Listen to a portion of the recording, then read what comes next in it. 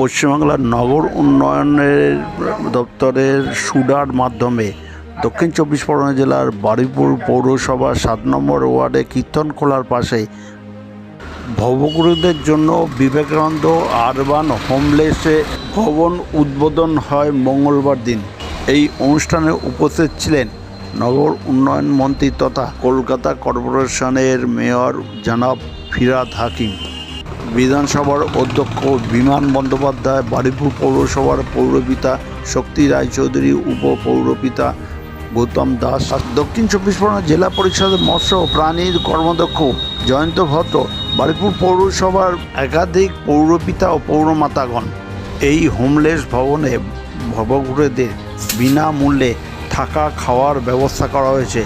রাস্তা স্টেশনে ঘুরে বেড়ায় ভবঘুরে এমন 50 জন মানুষ এখানে থাকতে পারবেন।